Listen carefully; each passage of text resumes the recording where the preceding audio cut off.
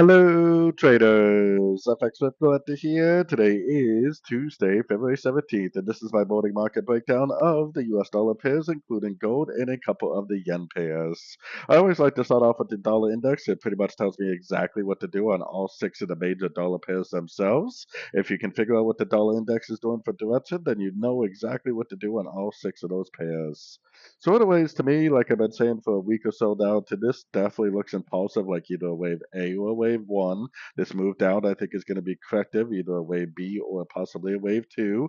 That means that the next move, I think, is either going to be a C, which I think would look like that, before it ends up taking out these highs and then going back down. That's what a wave C would most likely look like. Or potentially, hopefully, it could turn into a wave 3, which would end up going up and breaking the daily time frame structure. If it breaks the daily time frame structure, that should confirm a more bullish pattern on the daily to weekly time frame. So keeping all that in mind, that is the daily time frame takes a while to play out. Going down to the 4-hour time frame, we still do not have that break of structure yet.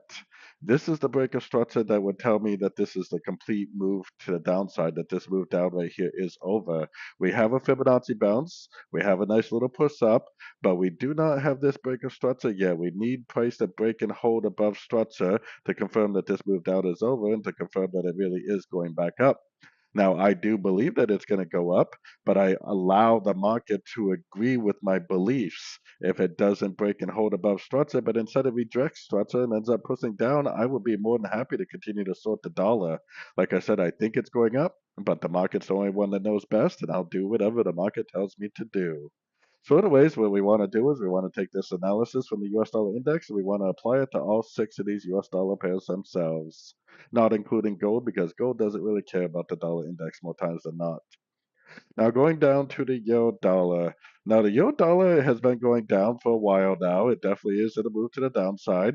This move down definitely does look a little corrective. It does make you think that it could end up going back up before it potentially goes down, or maybe it could even just keep on going up, especially because the weekly is in an uptrend. So that's why we got our Fibonacci retracement on this whole move up right here, because if we do get a break to the upside, a nice engulfing move to the upside, at a Fibonacci level, then we would definitely stop looking for shorts. But right now, I am definitely still primarily only looking for shorts. If we go down to the 1 hour time frame, I would like to see a nice solid break and hold above structure. And it does look like it is breaking structure right here today. At least it's trying to break structure right here. If it does break this structure, then we potentially could start looking for longs because that would be a break of structure to the upside at the 61% fib. And we could definitely start looking for longs where we learn and earn whether it does something like this, it goes back down, which I still think is very possible, or whether it just continues that daily and weekly time frame uptrend. Because, like I said, the weekly and the daily are technically still in uptrends based on structure. That's why if we get a break to the upside at a Fibonacci level, we do want to go back to being bullish for sure. Moving on to the pound dollar. Pound dollar is kind of the same story. I mean, this move down does look a little corrective, but we are making lower highs. We are making lower highs. This very easily could go down and make a new lower low, and it definitely could make another lower high and just keep on going down. Like I said, based on the dollar analysis, I still think the dollar could go up, and if the dollar goes up, then this potentially could keep going down. But as always, we just need to allow the market to tell us what to do. As of right now, the market is definitely telling us to continue to look for shorts. I guess that if it goes up and takes out this high right here, then could definitely become bullish because that would be a break to the upside at a Fibonacci level. So if it goes up, breaks, then start going long on the first pullback for the continuation of this uptrend for sure. Otherwise, if it goes up, I would definitely be looking at this as possibly another opportunity to go short. The trend is definitely down based on structure and based on market flow on the daily. I definitely do follow the daily time frame trend, and the daily time frame trend is down. So unless we get a break to the upside at a Fibonacci level, I will continue to look for shorts. Moving on to the Aussie dollar. Aussie dollar is a little different, like I've been saying the last couple of days, just because the Aussie is still fairly strong. I mean, technically, it is kind of engulfing down, but it's rejecting all these candles are rejecting the engulfing. So we have a Fibonacci retracement on here. Just like the other pairs, if we break to the upside at a Fibonacci retracement level, we definitely want to go back to being long. Well, definitely want to go back to being bullish, that is, especially because the weekly time frame is up and the daily time frame is also up based on structure. So if it breaks up at a fib level, we definitely want to go back to being bullish. Now going down to the 1 hour time frame, I would say that this right here is the structure currently. So if it breaks and holds above here with momentum and then makes a pullback, that's where I would take my first long for potentially the continuation of the uptrend from the weekly trend. Otherwise, I would throw my Fibonacci retracement on here, and I would be looking at this move up right here as possibly just a pullback within a downtrend. Yes, we do have a Fibonacci bounce, but until it actually breaks structure, we need to assume that anything we see to the upside could just be a pullback within a downtrend. If it breaks structure, then I'll be more than happy to start looking for longs on the first pullback. Moving on to the dollar CAD, a little bit different than the other dollar pairs, but it's definitely very, very similar. You know, to me, I still think this is either an A or a 1, basically just like the dollar index. I still think this is either a B or possibly a 2. I still think it's possibly going to go up and take out all these highs for a C and then reverse back down on the daily. Or if it is not an ABC, but it's actually a 1, 2, 3, then it would just keep on making higher highs, higher lows until it went up and broke the daily time frame structure. We would be looking for longs this whole time. So if it just keeps going up, then we'd be looking for longs. If it goes up, makes a wave C, breaks to the downside, then we would just simply stop looking for longs and start looking for shorts again. Try to take it one wave at a time, and right now it is telling us to look for longs. Going down to the 1 hour time frame, I mean, we are right around the 61%. So if it does break structure to the downside at a Fibonacci level, then you could definitely start looking for shorts. But it would have to break with momentum, and it would have to make a nice little pullback in order for me to go short. Otherwise, like I said, you know, this could just go down a little bit. It could reject structure, go back up, and just continue to make those higher highs and higher lows. And let's keep in mind the US dollar Swiss, which is very, very similar to the dollar CAD. You know, this to me still looks like a possible A or 1. This looks to me like a possible B or 2, especially on this one because it made 1, 2, 3 waves down. Hopefully, this is making like a 1, 2, 3, 4, 5 of C, like this on the daily, which would take out the high of the A or 1 and then reverse back down. Or possibly it's making a wave 3, which would just keep on going up and eventually break the daily time frame structure, which would confirm a much more bullish pattern on these higher time frames. So right now, I am definitely recommending longs in an uptrend. Going down to the 1 hour time frame, anything I do see to the downside, I would assume is nothing more than a pullback within a uptrend.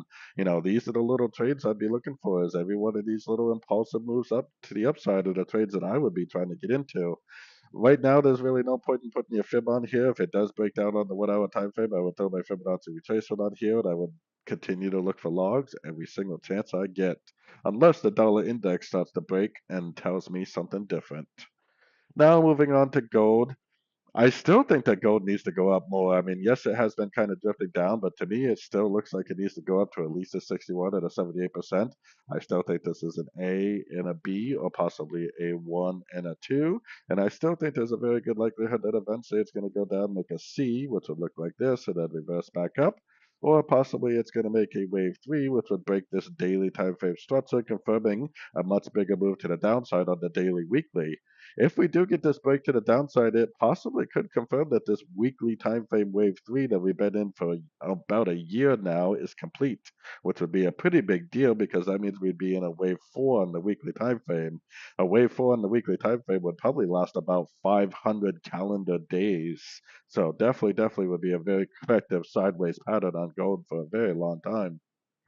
So going down to the 1 hour time frame, I personally am definitely still recommending longs in an uptrend. Like I was saying yesterday, I would have been recommending longs yesterday also. The key is look at this: lower high, lower high, lower high, lower high. If you had your Fibonacci retracement on there, did it ever break to the upside at a fib level? Definitely not. So there really was no reason to go long yesterday. If you're a scalper, then you would have just kept on looking for shorts because it was making lower lows, lower highs on the 1 hour time frame. Now what it looks like is a 1, 2, 3 pattern down. So we got our Fibonacci retracement on here. We're waiting for a fib bounce. We're waiting for either a higher low to confirm a move up, or preferably we're waiting for like a double bottom at a fib level to break a structure to confirm a push up. Either way, I think there's a very good likelihood, like I said, that this is going to push up to the 61 or possibly even the 78% Fibonacci retracement on the daily time frame. And I think that anything we see to the downside is very likely just a pullback within an uptrend. Like I said, if you are a scalper and it just continues to make lower highs, lower highs, lower highs, then why would you go long if it just kept on making lower lows, lower highs? If you're a scalper, you would just continue to look for shorts as long as the lower high series continues. Now moving on to the yen pairs. Like I was saying yesterday, all the yen pairs are definitely at an area where they could turn, but I'm not going to speculate that they're going to turn. I'm going to allow the market to tell me, do we have engulfing up at a Fibonacci level? Definitely not. So we would continue to look for shorts. If it does engulf up or if it does break up on sort of time frames, then yeah, I'll definitely go back to looking for longs. That the weekly is down, the daily is down.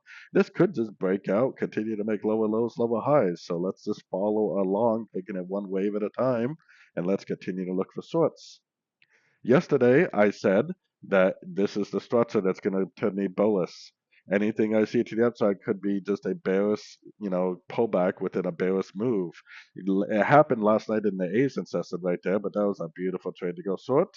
This was a beautiful trade to go short last Friday. Last Thursday, there was a nice short. Last Wednesday, there was a nice short. Last Wednesday Asian session, there was a nice short. Why try to speculate when this is over when you could just continue to make money on every single one of these little trend trades? The market will tell you when the trend is over by giving you a break of structure at a fib level. Until that happens, we are definitely still very, very bearish. We're definitely looking for shorts. I personally wouldn't look to go long right now, but I would have to see price go up in order for me to go short. I would have to see, another decent little pullback like some of these pullbacks we've been getting in the past in order to go short again. So moving on to the euro yen, pretty much the exact same story on the euro yen. I've been saying that this does look like a good area for a turn up. We're sitting right at the 100%. It definitely looks like a possible area where it could turn, but that's just speculation. I have no idea that it's going to do that. I just think that this is possibly a good area because it's the 100% Fibonacci extension. So if it does turn up here, if it does engulf up, then I'll be more than happy to start looking for longs. But there's also a chance it just does this, right? We don't know for sure that it's going to turn here. Let's allow the market to tell us that it's turning, and then we'll just start looking for trades in the direction after the turn happens. So going down to the 1 hour time frame, now that we have a new lower low on the 1 hour, right? Lower low, lower low. Now that means that we can move our structure to here. If price breaks above here, then I would definitely become bullish and I would definitely start looking for longs after the break. I would look for longs on the first pullback for the potentially the continuation of this uptrend. Otherwise, anything I see to the upside, it could just be another pullback within a downtrend. It could make a move up and then it could make a lower high and just keep on going down. How much money would you have made if you went short here, if you went short there, if you went short here, if you went short there, if you went short here, you went short there?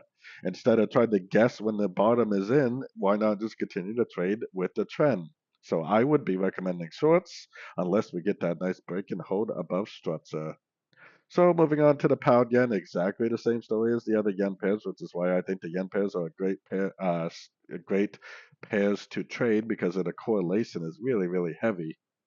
Just like the euro yen, it definitely looks like a place where it could turn up. It looks like a place where it could, engulf to the upside at a fib level. But until it actually does that, we do not want to speculate that that is what's going to happen because this is exactly what could happen also.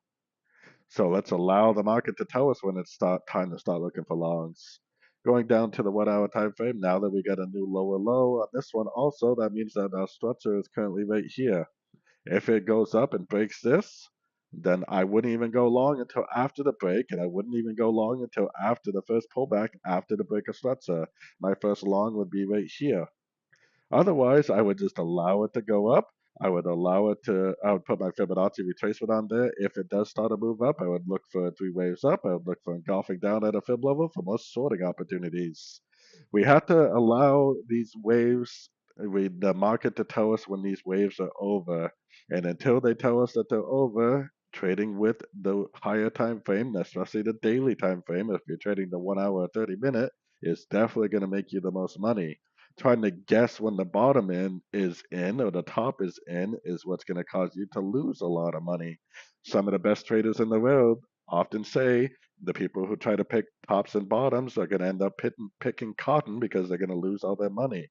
I'm a strong, strong believer in that. So anyways, don't forget to like and subscribe. Don't forget to check out my website, fxpipcollector.com, if you want to be part of a great trading community and follow along with all my trades. And as always, thank you for watching and happy trading to everyone.